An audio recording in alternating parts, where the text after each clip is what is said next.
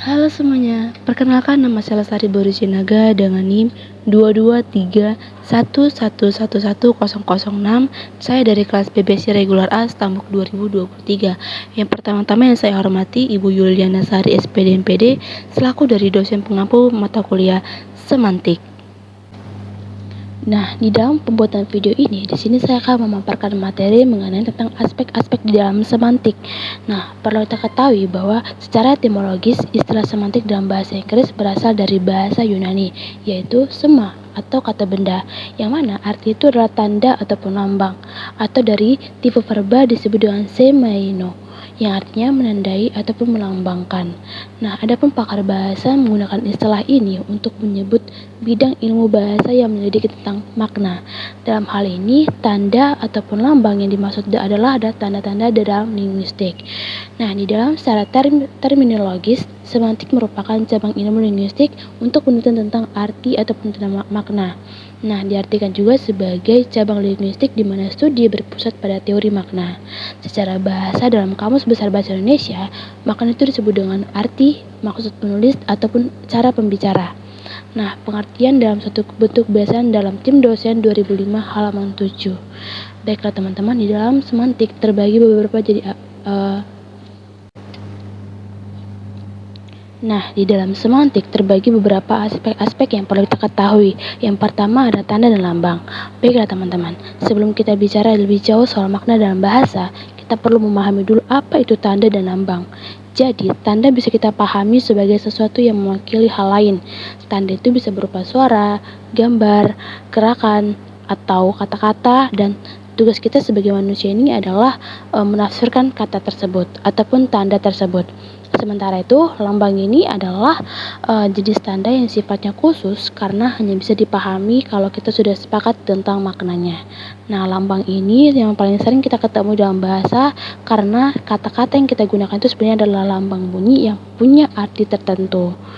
Nah, contohnya begini, kalau kita melihat asap membumbung di langit, biasanya kita langsung berpikir, oh, ada api. Itu namanya tanda alami. Tapi kalau kita lihat rambu lalu lintas bergambar orang menyeberang, kita tahu itu artinya hati-hati ada penyeberangan jalan. Itu adalah tanda buatan manusia di mana ada bentuknya ataupun simbol ataupun lambangnya. Nah, perlu kita ketahui juga teman-teman, lambang dalam bahasa tidak muncul begitu saja. Misalnya kata kursi, tidak ada hubungannya secara langsung dengan benda kursi. Kita hanya tahu maknanya karena kita sudah sepakat dalam bahasa Indonesia bahwa kata itu merujuk pada benda untuk duduk. Nah, itulah yang dimaksud dengan lambang bersifat konvensional atau bersifat kesepakatan bersama. Nah, yang kedua yaitu konsep. Nah, setelah kita tahu tentang tanda dan lambang, sekarang mari kita bahas tentang konsep. Konsep ini adalah ide ataupun pengertian yang ada di dalam pikiran kita tentang suatu hal. Nah, konsep ini teman-teman muncul dalam otak kita sebelum kita menyebutkan sesuatu dengan kata tersebut. Jadi, bisa kita katakan bahwa konsep ini adalah makna di dalam kepala kita yang menjadi jembatan antara kata dan benda yang sebenarnya. Nah, coba bayangkan ketika saya mengatakan kata kucing. Apa yang muncul dalam kepala kalian? Mungkin kalian akan membayangkan hewan berbulu, lucu, berekor, dan suka meong. Nah, itu adalah konsep di mana kata kucing ini adalah lambang. Hewan aslinya adalah referen atau benda nyatanya. Dan yang ada di dalam pikiran itu adalah konsep. Nah, di dalam teori semantik, hal ini dikenal sebagai segitiga makna yang terdiri dari tiga unsur utama. Ada kata yang disebut dengan lambang, ada konsep yang disebut dengan pikiran, ada referen yang disebut dengan benda nyata. Namun, para ahli seperti Ullmann mengingatkan bahwa sebenarnya tugas kita sebagai pembelajar bahasa cukup sampai pada hubungan antar kata dan konsep saja.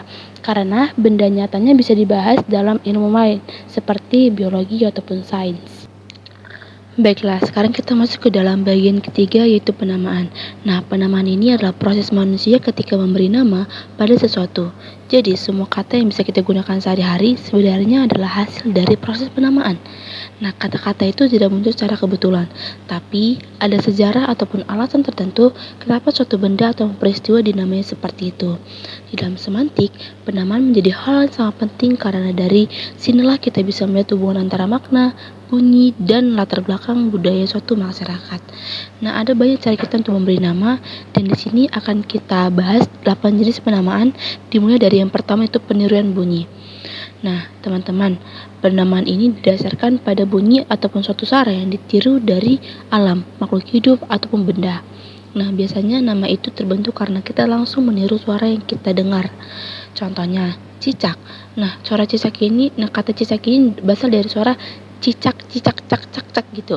Nah, jadi penamaan ini disebut dengan nama dari cicak. Nah, contoh lainnya contoh kata krik-krik dari suara jangkrik. Yang selanjutnya adalah kata meong. Nah, kata meong ini berasal dari suara kucing. Nah, teman-teman, jadi jenis penamaan ini sering sekali kita temui pada hewan, suara alam, atau bahkan benda-benda seperti telepon, seperti bunyi kring.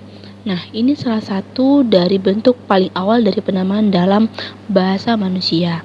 Yang kedua itu penyebutan bagian. Nah, jenis penamaan ini, teman-teman, memakai bagian-bagian dari sesuatu untuk mewakili keseluruhan benda tersebut. Nah, contohnya seperti apa? Contohnya atap, kata atap. Nah, kata atap ini bisa merujuk ke seluruh rumah. Nah, contohnya lagi ada kepala.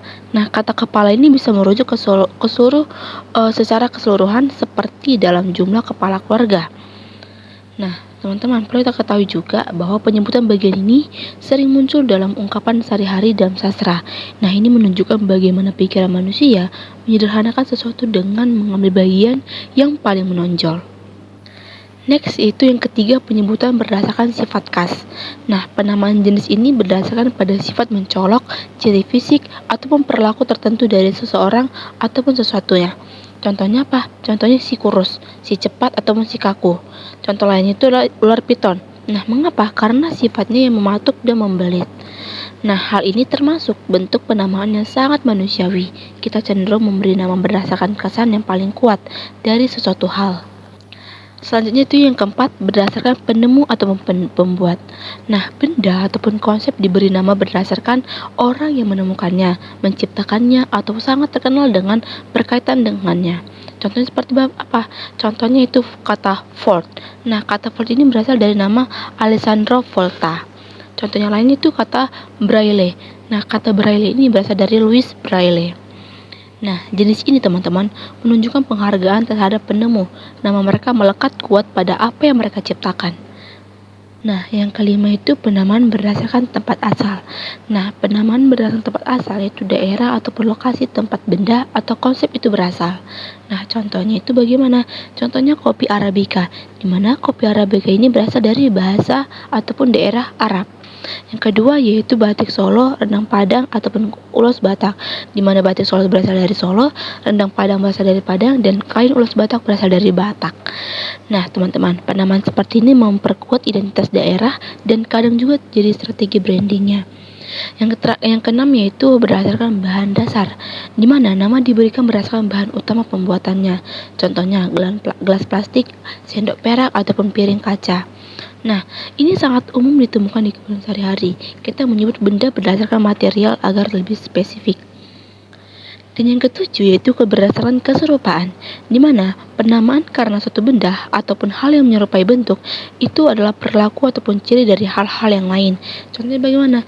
Contohnya telinga jagung, di mana ini karena bentuknya. Contohnya juga kupu-kupu malam, karena itu untuk menyebut wanita pekerja malam. Contohnya lagi leher botol, karena menyerupai leher manusia.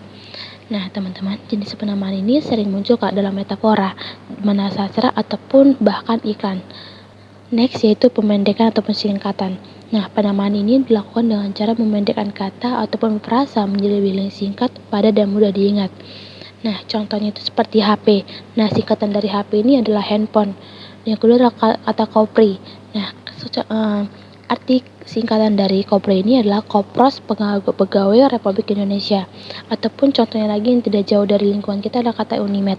Nah, Unimed ini disingkat dari kata Universitas Negeri Medan. Nah, teman-teman, pemendekan sering sekali kita temui dalam istilah organisasi, teknologi, dan dalam kehidupan kita sehari-hari karena praktis dan efisien. Nah, teman-teman, dari peniruan bunyi sampai dengan pemendekan, kita bisa melihat bahwa proses penamaan itu penuh makna dan mencerminkan cara pikir manusia, baik karena suara, sifat, tempat, ataupun bahkan kreativitas semua jenis, di mana semua jenis penamaan ini menunjukkan betapa kaya dan hidupnya bahasa kita. Baiklah, sekian dari pemaparan saya mengenai tentang aspek-aspek dalam semantik. Saya mohon maaf jika ada kesalahan kata. Saya Lestari Borjinaga, mohon undur diri. Saya mengucapkan terima kasih dan salam sejahtera.